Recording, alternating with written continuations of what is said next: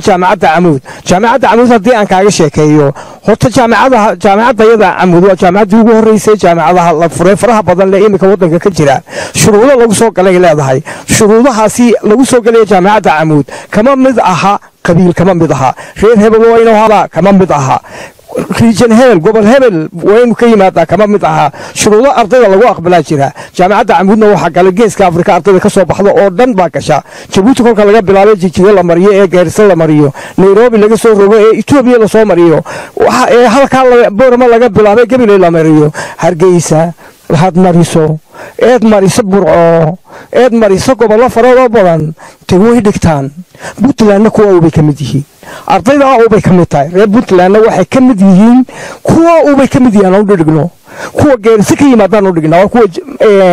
Nairobi ka yimaadaan oo kuwa Mareykanka ka yimaadaan oo dhignaa waxaan doonaynaa Afrika oo dhan inay halkan isku timaado wax yar oo kooban oo reer leeyahay ay hagu qaadan inay tahay Camuudi kolka sheekada Camuud issue yaan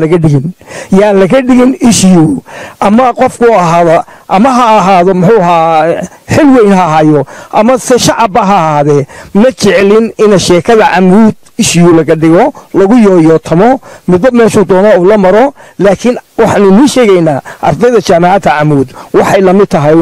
dadka imika masaajid baan ka soo baxnay dadkii ku tukanaya meeshaasi cid ahayaan ma garanayno aamin tuban maqlaynay jaamacadda Camuudna aamin tuban maqlaay cid ay kala yihiin iyo cid ay gobolka yimaadeen iyo Soomaaliya ka yimaadeen annaga nooma xisaabtana kolka waxaan ku talinayaa umuraha hoos loo dhigo arrinka la leeyahay la doonayo in qabiil loo rogo ganacsato badan baa jirta oo reer Soomaaliland oo Puntland ka shaqeysata dahabshiil baa kamid ah tuulag wal ama tuulag kasta oo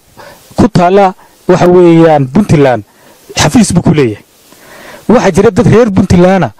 oo xawaarada kule Soomaaliland baa jira hudheelo waaweyn oo imika Hargeysa laga dhisaa jira sidaasi waa sidaynu rabno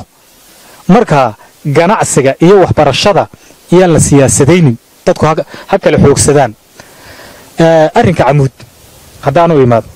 Camuud munashibiyo ma hadee dawladda hoose oo kaadhka dhalashada lagu bixiyo maaha waa iska soo horjeedaan jaamacadda iyo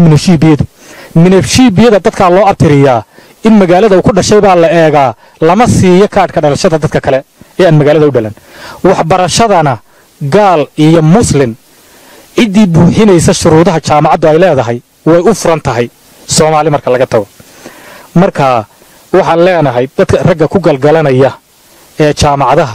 yaan la siyaasadeyn jaamacadaha yaan la siyaasadeyn baan leenahay dhibtuna halkay taallay laga sii turkin baan leenahay